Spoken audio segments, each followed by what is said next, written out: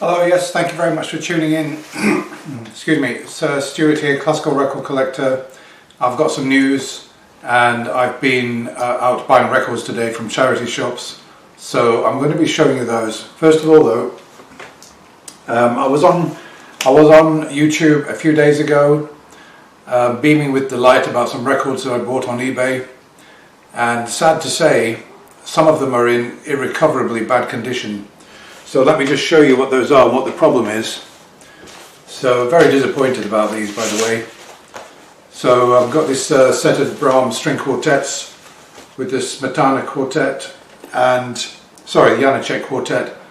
You know, absolutely fabulous set this is, and you know, the sound quality and the performances and everything is superb, but it's noisy. Now when I looked at the surface, sort of deep down when I heard the nature of the noise, I thought, that's groove damage, but you never know, it might be okay. So there's this one, and I've got some more. That one's faulty, Joseph Suk, violin encores, and these two Beethoven violin sonata records, Francescati, which is a shame actually, because the actual sound quality, the pressings are actually very good. They're Italian pressings, and I would be very happy with them. But they're noisy. They are noisy, annoyingly so. You know what I mean? A sort of, you know, there'll be like a sort of crackle, and then it'll be okay for 20 seconds. Then there'll be more crackle. Then there'll be a pop. Then there'll be a tick. No, but I thought maybe if I clean them up, they'll be okay. Well, I was in touch with the seller explaining the problem, and I assumed that my method would actually get these clean. And I said, if you could refund me back 50%, I'll keep them. But since then, I've tried cleaning them. I've even cleaned them twice. I've cleaned one of the Beethoven ones twice, and it's no better. So I've got to assume they're all irrecoverably groove damaged. I've since been back to him. He's refunded half my money. I've asked him to refund the whole lot, or at least give me some credit against future purchases. He did say that these had all come from the same collection, that a friend of his is selling his collection, and he's selling them on eBay on his behalf. Well, all I can say is it's what I call a duff collection.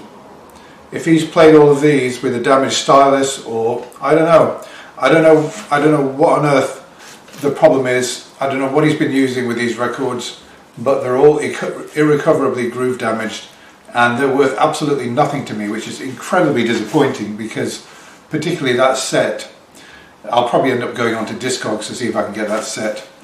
But I mean, I was looking forward to having all of these in my collection, and it just hasn't worked out.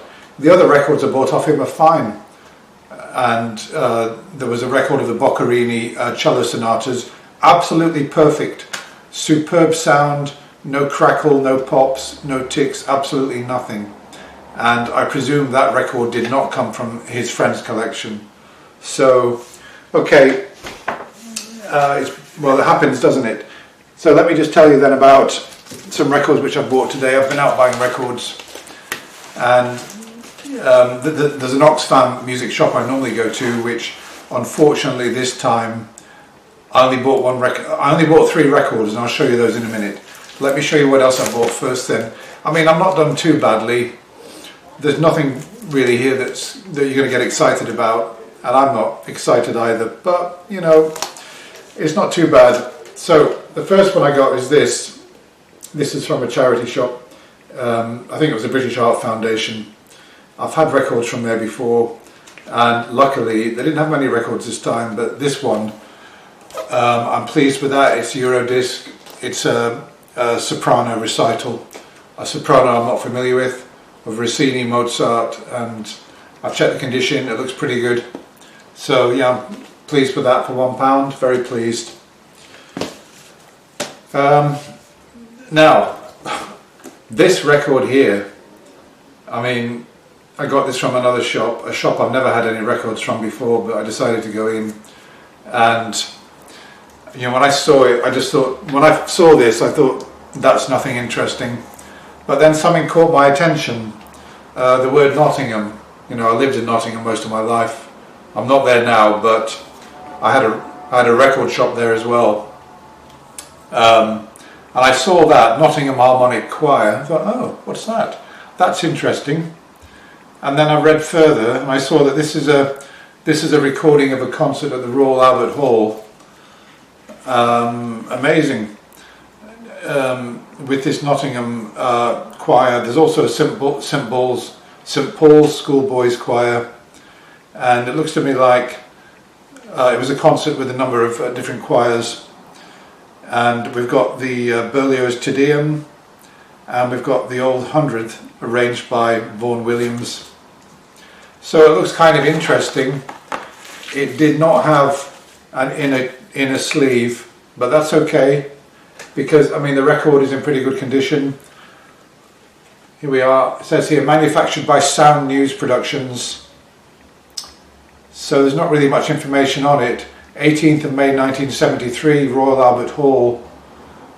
I don't know, is it stereo, is it mono? I'm not sure. I guess it's probably mono. It doesn't say. It just says 33 1/3 RPM, and then there's a 50. Don't know what that the 50 means. And this is a bonus. There's a booklet inside, and I actually ended up quite pleased. There's something here about some charity work that a Christian organisation's been doing. There's a picture here of a doctor treating a malnourished child by the looks of it. So, I mean, to me, this as a collector is actually more interesting than, you know, I mean, loads of DGs and Deckers and I mean all sorts of stuff. It's such an unusual thing. I'm delighted to have it. The jacket's a little bit dirty, but the record seems okay. And what can I say? I mean, it's not worth anything, but for me as a collector, I'm really happy to have that. And that was 50 pence. 50 pence. Well, actually, it says 50 pence on the back. Yeah, 50 pence. Okay. All right. So let's see, what else did I get? All right. Well, there's some here which are really barely worth showing you. Strings and brass. This is from a shop I've been into. I got about 5 from this particular shop. I've never had any records from there before. And I had an opportunity to walk down a long street where, to be honest with you, the last 3 or 4 times I've been, I've had absolutely nothing. And I thought negatively, what's the point? Why do I want to waste 40 minutes going up and down this street? The last 3 times I've had nothing. But then I thought, well,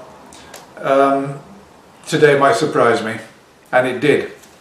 From this particular shop I got about 5 records. So I bought this because it's got some good music on it. It's Mariner conducting Gabriele, Vivaldi and Vejvanovsky, which I've never heard of that composer before. We've got various sort of concertos and movements, so I don't know. I paid £1 for that. Now this one here, Beethoven Symphony 1 and 8 with Monteur, I thought it would be an electronically reprocessed mono to make it stereo, but it's not. It's actually a genuine stereo. It's a genuine stereo record. It's the Vienna Philharmonic. I'm not sure if it's from a Decca or an RCA. I'm not sure, but I think that's pretty good. Beethoven 1 and 8 with Monteur. Pleased with that for £1, definitely. There's a turnabout. It's got Brendel and Evelyn Crochet with some Schubert music for 4 hands. So that was £1. Beethoven Symphony No. 4 with Karajan conducting. That's an English pressing, but I haven't got that. So I thought for the £1 I would have that. Yeah. Keep going. Now I'm really pleased with this one because you don't often see, when you see Mozart masses on vinyl, you tend to see the Requiem, the Great Mass in C minor, the Coronation Mass, and you know, 1 or 2 others. But I mean, these ones are actually quite unusual. We've got here the Missa Brevis K220, and we've got another Missa Brevis K259, and then we've also got the mini masterpiece Ave Verum Corpus K618. I think one of the most beautiful pieces Mozart ever composed. So I'm delighted to have that with the boys' choir, and I got that for £1, and it's in good condition as well. really pleased. Okay, then I went to the Oxfam shop, and I didn't find anything, unfortunately, among the sort of full-priced items. But in the three for £1, they had some Furtwänglers. So there's one, digitally remastered mono, Beethoven Symphony No. 6. That's with the Vienna Philharmonic. And we've got a couple of other Furtwänglers. This one, it's Wagner and Mendelssohn. So I just thought, I mean, these are 3 for £1. I thought they've got to be worth having. And another one as well. Furtwängler, yeah.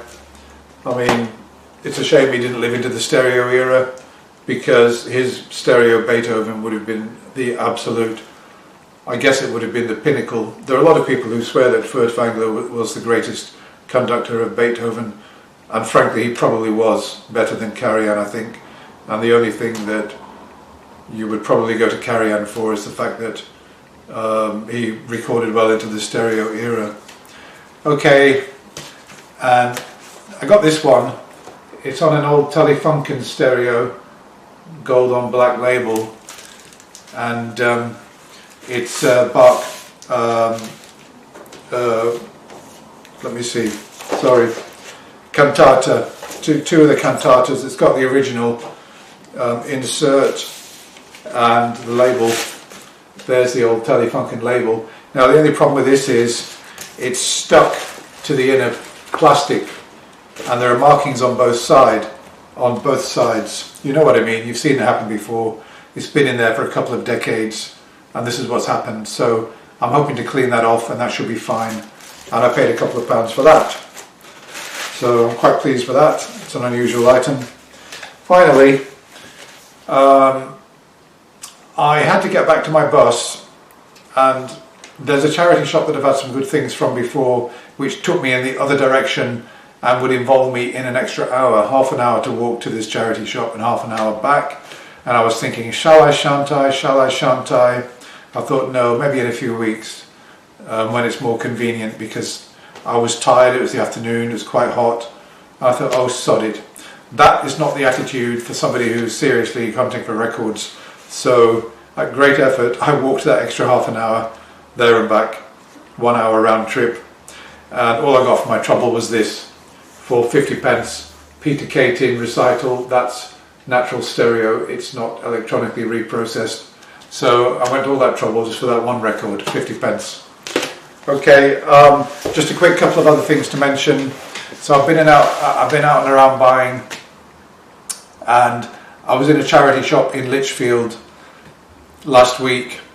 And by the way, there's a shop there that sells new called Stylus Vinyl, which I went into, and it was packed full of people. Small record shop, they've got a lot of stock. I liked the shop, and I was impressed there were a lot of people inside. Of course, it's all new stuff. There was nothing there for me. There was no classical. I noticed there were a lot of people looking, but I must say I didn't really notice anybody buying. Okay, I was only in there for 5 or 10 minutes, but you know, these records are expensive. And I wonder whether these shops with large stocks are actually getting the turnover that they need to keep going. And then another thing that happened is that I went to another charity shop last week, and they had a lot of, I saw a lot of Maria Callas Columbia records selling for about £5 each. I looked more closely, found out they were all monos, not the stereos, and they had a lot of other vocal as well, a lot of historical vocal and all sorts of stuff. And I just thought that, you know, somehow I can't really see this stuff selling. I don't think there's too much of a market for vocal.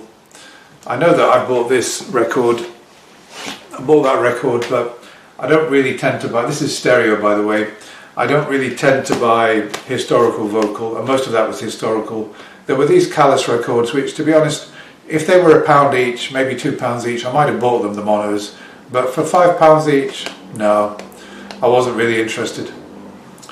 Okay, well that's about it. So thank you very much for watching. And one last thing. Yeah, in that Oxfam music shop, there was a set. There was a five DVD set of Mozart operas, the 5 great operas in a beautiful box set. and it had Peter Ustinov narrating something, I'm not too sure what, and I thought, wow. And I looked carefully and it said Salzburg. I thought, wow, these, and I looked at the performers and it was all like great Mozart performers like Christa Ludwig, Gundula Janowitz, Lisa de la Casa, and you know, all the great Mozart sopranos and everything. And I thought, wow, this looks like quite something. These are probably television broadcasts of live opera from the 60s and 70s. And then when I looked carefully, I saw the word marionette, you know, Salzburg marionette something. I looked very carefully and I realized that these are famous recordings, and they've set the recordings to puppeteers doing like the Marriage of Figaro, the Magic Flute, etc. I don't know, it's a curiosity. It was £5. I know you're going to probably say I should have bought it, but I somehow couldn't see myself sitting and watching Mozart by puppet. What about you? Would you have bought that? For those of you who like Mozart opera, do you think I should have bought that? I don't know. I mean, as a curiosity for a £5, maybe I should have bought it, but I just couldn't really see myself watching these puppet shows set to Mozart's music. Okay, thanks for watching. Bye for now.